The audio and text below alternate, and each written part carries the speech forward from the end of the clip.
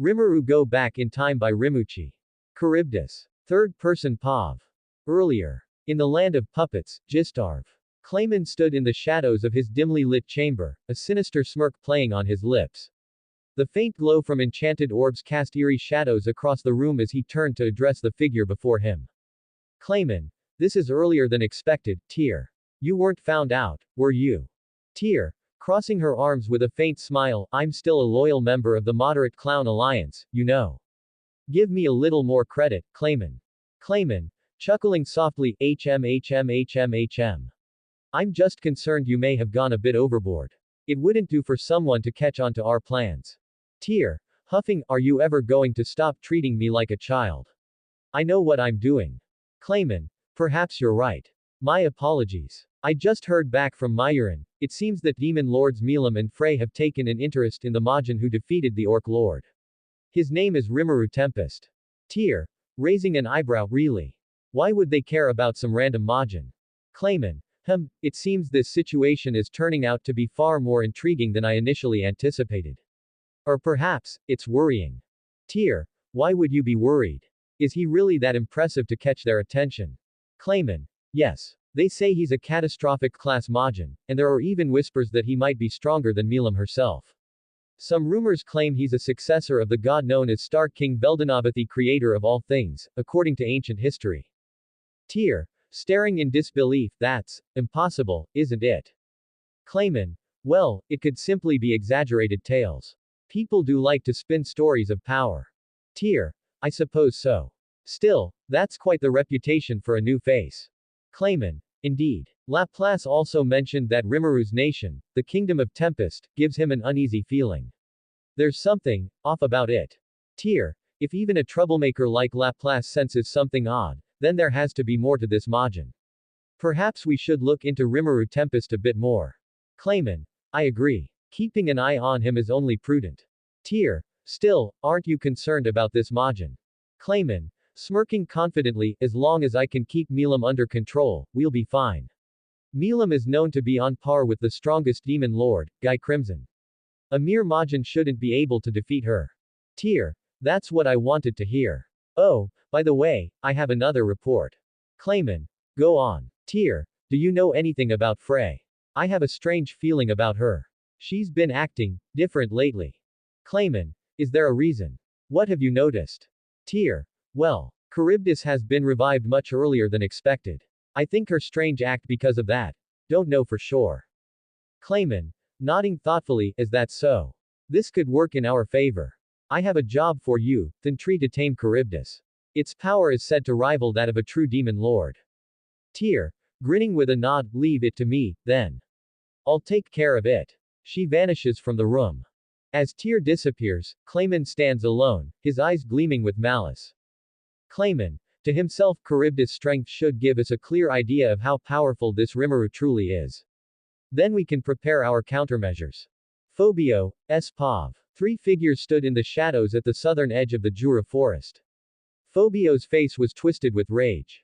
That bastard. I'll make him pay. He spat. Phobio-sama, one of his subordinates said nervously, we can't do anything to him. He's a true dragon. You heard the voice of the world declare him as the successor of the creator. Phobio clenched his fists, teeth grinding. I know that. But I'll make him regret this somehow. As he seethed, two figures stepped out of the forest shadows. Both wore masks, their faces obscured but their intentions unsettlingly clear. Phobio's eyes narrowed. Who are you? The larger figure, a stout man, gave a theatrical bow. I am Footman. And I am Tear, the smaller, childlike figure chimed in, her voice light but laced with malice. Footman's gaze fell on Phobio, assessing him. Tell me, do you want power? He asked with a grin. Phobio frowned, wary but intrigued. What do you mean? Footman chuckled. He asked if you want power. Power to get back at that bastard you hate. Phobio's expression twisted, his frustration boiling over. Yes, I want it. But how? Footman nodded. Simple. We'll break the seal on Charybdis and use its core to make you stronger. With that power, your vengeance will be within reach. Phobio considered this, a glimmer of hope in his otherwise darkened eyes. But then he shook his head. Even with that power, it's still not enough. Footman and Tear exchanged a glance. Not enough. Tyr echoed, curious. Phobio nodded, clenching his fists. The one I despise, he's not just anyone. He's a successor of the god of creation. A true dragon, a void dragon, even. Tyr's eyes widened beneath her mask. A true dragon. Who is he? Phobio's voice was bitter as he spoke the name. His name is RIMURU Tempest. The revelation seemed to shock both Tyr and Footman. They stared at him, stunned. Footman scoffed, recovering his composure. That's impossible. There's no such thing as a void dragon, much less a true dragon. It's just a rumor. Phobio shook his head, his face solemn. Believe what you want, but I know what I heard. The voice of the world itself announced it. And I felt his aura haze a true dragon. Tyr waved her hand dismissively. Maybe it's some elaborate trick. But it doesn't matter. You can defeat him, even if he is a true dragon, once you gain more power. We're certain of it. Phobio paused, a steely determination in his eyes. He turned to his subordinates, his voice firm. Return to Lord Carrion. Tell him, I'm resigning from the Beastketeers. The subordinates exchanged glances but quickly bowed. Yes, Phobio-sama. With that, Phobio turned back to Tyr and Footman, his resolve clear. Let's do this. I'll accept the power, no matter what it takes. Footman grinned. Good. Then let's get started. Shortly afterward, Phobio merged with the fearsome Charybdis, gaining its immense strength. Fueled by his newfound power, he set his sights on Rimuru and his nation, ready to unleash his fury. Rimuru's Pav. Today is a peaceful day in Tempest. I'm out for a walk with Shizu, Rain, Frey, Soka, Shion, Shuna, Gabwa, Goblina, and, of course, Milam, who's her usual excited self. The atmosphere is lively, with everyone talking and laughing as we stroll through the city. Thinking I have a super cool idea to show off. Hey, I'm so evil, aren't I? I smirk to myself. No one seems to notice, but Milam glances my way, looking curious. I keep my face neutral, pretending nothing's up. After all, this little scheme is a secret. I reach out to my new skill, Informer, gifted by my adorable and cunning first wife, Seal. She really knows how to spoil me with these abilities. Hey, Informer. Today's the day Phobio merges with Charybdis, right? Could you make him even stronger than Milam? I ask, barely able to contain my excitement. As you wish, Master, my skill responds in its usual calm tone. Thinking, perfect. This is going to be interesting. And let's make sure we're all safe, just in case. Put a barrier around the entire forest. Already done, Master, Informer responds almost instantly. Thinking, wow, that was fast. Seal, you really outdid yourself with this skill. I glance around, checking if anyone noticed anything unusual, but they're all just chatting and enjoying the day. Rimuru-sama, is everything alright? Shion asks, noticing me smiling. Oh, yes. Everything's perfect, I reply, keeping my expression innocent. Shuna tilts her head. You seem particularly happy today, Rimuru-sama. Oh, just enjoying the moment, I say, trying to play it off casually. Can't I be happy without raising suspicion? Milam suddenly pipes up. Are we going to fight something strong soon, Rimuru? I can sense something fun coming. I chuckle. Oh, Milam, you always want to fight. Don't worry, you'll get your chance when the time is right. She grins, satisfied for now. I continue walking with the group, silently chuckling to myself. This is going to be quite the surprise for everyone. Third person Pav. Two figures stood hidden behind a dense line of trees, carefully watching the battle unfolding in the clearing below. The ancient dryad and the monstrous Charybdis clashed with fierce power, sending shockwaves through the forest with each strike. Even though that dryad is classified as a calamity-level creature, if they team up, they could take on any Disister-class monster, the footman muttered, his eyes glued to the spectacle. True, his companion agreed, a hint of surprise in their voice. But typically, Charybdis is just Disister class. This one is catastrophic class. Far beyond what we anticipated. The footman nodded, his face tense as he considered the implications. That's true. Still, if the rumors are right, this should give us a clear glimpse of Rimuru's power. They watched in silence as the dryad launched a barrage of magical roots that snaked through the air, aiming to bind the Charybdis. The creature roared, countering with a torrent of water that burst forth, knocking the roots aside with ease. The second observer's eyes narrowed. That Charybdis is unlike any we've seen. Its strength, it's monstrous. Exactly, the footman replied. But if Rimuru shows up, well, we might see something even more terrifying. Do you think he'll intervene? If the Dryad starts losing, he'll have no choice, the footman said, a smirk forming on his lips. And that's when we'll truly understand what he's capable of. They continued to watch. Back to Rimuru, Pav. As I walked around Tempest with Shizu, Rain, Soka, Shion, Shuna, Goblina, Gabwa, Frey, and Milam, we were enjoying a peaceful day, chatting casually. Along the way, we ran into Fuse, Eren, and a few others, and they joined us as we continued our conversation, strolling through the lively streets. Suddenly, I stopped in my tracks, feeling a familiar energy nearby. The others looked at me curiously, wondering why I'd halted so abruptly. She's here, I said, my tone catching everyone's attention. Who's here? Frey asked, tilting her head. What do you mean by, she? Shizu questioned, a hint of suspicion in her voice. Before I could respond, a figure materialized in front of us, bowing respectfully. A dryad, similar in appearance to Trainee, knelt before me. I am Tria, one of the dryads and Trainee's younger sister, she introduced herself, her voice calm but carrying a sense of urgency. Ah, nice to meet you, Tria, I said with a nod. This is about Charybdis, right? I asked, already knowing the answer. Tria hesitated, looking a bit overwhelmed.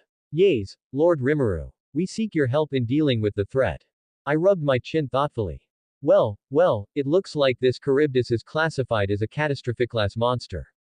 Everyone around me looked stunned. Even powerful beings like Shizu and Frey hadn't expected that. Yay! I get to fight it. Milam shouted with joy, already eager for the battle. Yes, you can fight, I agreed, raising a hand to her, but don't join in until I give you the signal. Surprisingly, Milam nodded without a fuss. Don't worry, I assured Tria. We'll handle this. Tell your people to withdraw from the area in the next 30 minutes. Tria nodded, relieved, and quickly disappeared to carry out my instructions. I turned to my subordinates, a serious expression crossing my face. Prepare yourselves. We'll be heading out in 25 minutes. Everyone sprang into action, gathering their weapons and armor, and preparing for the imminent battle. After everyone was ready, we teleported to the location where the massive Charybdis waited. As we arrived, we saw Trainee and several other dryads nearby, keeping a safe distance from the monstrous Charybdis that loomed before us, exuding a dark, overpowering aura. Sensing my approach, Trainee and the others stepped back, and I ordered my subordinates to launch the first attack. But as our powerful blows landed, Charybdis emerged unscathed, not a single scratch marring its thick hide. I grimaced, realizing just how strong I'd made this beast. I had enhanced its power to a level surpassing even Milam's natural strength. Our attacks continued for 4 exhausting hours, the battlefield rocked by shockwaves and flashes of power. I watched Shion and the others fight alongside their allies with impressive determination, but Charybdis remained untouched. Out of the corner of my eye, I noticed Carrion, Tear, and Footman hiding in the bushes, observing the fight. I knew they wanted to gauge my strength, so I let them watch, intent on demonstrating my power. Finally, I called out to Milam. Hey, Milam, you can join the battle now. I turned to the others. Everyone else, fall back. Let Milam have her fun for a bit. Everyone looked at me, startled by my decision, but followed my orders, stepping back to watch. Milam dove into the fight with a laugh, unleashing her powerful Drago Buster attack. But even that had no effect. Charybdis shrugged off the blow without a mark. Frowning, she got serious, drawing on her most powerful move, Drago Nova, blasting it directly at the monster. Once again, Charybdis emerged untouched, its aura even more terrifying. Everyone was speechless, disbelief clear in their expressions. Even I hadn't anticipated Charybdis's resilience to this extent. I watched as Milam paused, seemingly both frustrated and thrilled by the challenge. Hey, Milam, I called out again, you don't have to hold back. Go all out, you'll make sure everyone stays safe. My words made everyone look at me with fear and awe. Letting Milam, the destroyer, go all out was no small thing, but I had already cast a protective barrier, ensuring no harm would come to my companions or the surrounding forest. Milam grinned, taking out her sword and summoning her ultimate skill, unleashing a powerful flurry of strikes, each one strong enough to level entire mountains. Yet somehow, Charybdis remained untouched. The pressure from Milam's aura alone was overwhelming. I could feel my companions almost fainting, but my shield kept them safe from the crushing force. And then we all heard Ida's menacing voice booming from Charybdis, calling my name. Rimuru. Rimuru. It roared, bloodthirsty and enraged, its eyes fixed on me. I sighed, deciding it was time to step in. Hey, Milam, I called, mind if I take a turn? She pulled back, flying over to me. Sure, why not? I'm already exhausted mentally, anyway. Go ahead. I smiled, stepping forward and giving a reassuring nod to everyone watching. Turning back to Charybdis, I smirked. Looks like this one's just a big fish, I said loud enough for the others to hear, though they still looked at me with disbelief. They'd seen how Charybdis had withstood even Milam's might and couldn't understand my calm confidence. Raising my hand, I snapped my fingers. Boom. In an instant, a massive explosion engulfed the entire sky above, casting a dark shadow over the Jura forest as if night had fallen early. When the light cleared, Charybdis was gone, reduced to nothing by a single move. I flew over to where Phobio, the individual Charybdis had been possessing, lay unconscious. Picking him up, I returned to the others, setting him down on the ground. The group stared at me in shock, still processing the fact that I had defeated a catastrophic-class Charybdis with just a snap of my fingers. My wife, who had been watching with a proud smile, looked at me and said, as expected from our husband. Around me, my subordinates erupted in cheers, shouting, as expected from our master. Smiling to myself, I felt a deep satisfaction, knowing I had shown everyone, even those hiding in the bushes, just what I was capable of. As the cheers began to settle, I noticed Carrion still lurking in the bushes, clearly shaken after witnessing the battle's conclusion. I turned to face him, crossing my arms. Carrion, I called out, my voice calm but laced with enough authority to make him flinch. You can stop hiding now. No need to be sneaky anymore. With a reluctant sigh, Carrion stepped out from his hiding spot, scratching the back of his head awkwardly. Yeah, I guess there's no point in hiding after that display, huh? He approached us, bowing slightly. Apologies for the intrusion, RIMURU. I couldn't resist. I had to see for myself how you'd handle something like that catastrophic-class Charybdis, even though I came here to collect Phobio. I chuckled, giving him a nod. Curiosity got the best of you, huh? Well, now you've had a good look at what Tempest can do and there is Phobio, you can have him back anyway. Carrion straightened, trying to keep his composure, though his eyes couldn't help darting over to Frey, who stood proudly by my side. He raised an eyebrow and smirked. Frey, I didn't expect to see you here. And you seem rather close to RIMURU. Is there something going on between you two? His voice was casual, but there was a glint of genuine curiosity. Frey met his gaze with a smirk of her own. Crossing her arms, she replied confidently, I'm one of RIMURU's fiancés. There was a note of pride in her tone that made Carrion's eyes widen. Oh, is that so? Carrion muttered, momentarily stunned. After a beat, he recovered and nodded, a thoughtful expression on his face. Well, Tempest is growing even more influential than I realized. No wonder Eurazania keeps hearing stories about you. Seeing the opportunity to shift the conversation to something more diplomatic, I met Carrion's gaze directly. Carrion, I began, why don't we use this meeting as a chance to strengthen the relationship between Eurazania and Tempest? I think an alliance would benefit both our nations. Carrion's expression turned serious, considering my offer. After a moment, he nodded, a slight smile crossing his face as he extended his hand. I'd be honored, RIMURU. A trustworthy alliance between the Beast Kingdom Eurazania and Tempest is something I would gladly support.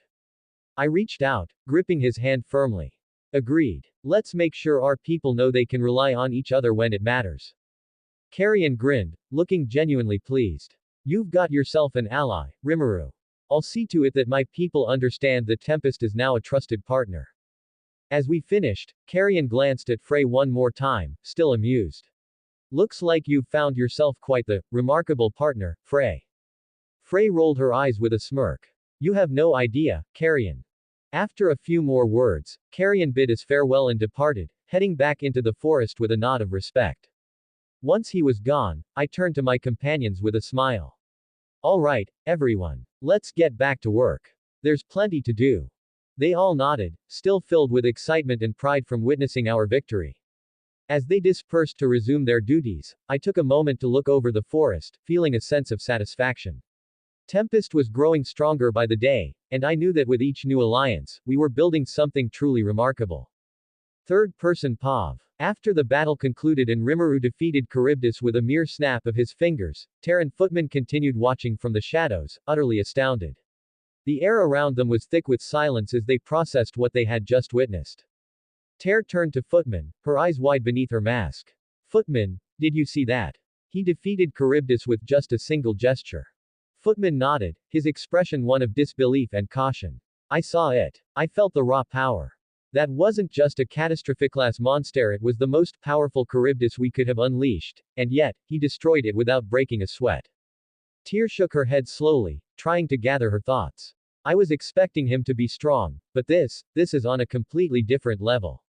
If he truly is as powerful as they say, then he's more dangerous than we ever imagined. Footman glanced over to where Rimuru and his companions were regrouping, still in high spirits after the fight. You're right. We can't ignore this. Rimuru Tempest is a threat that could derail all our plans.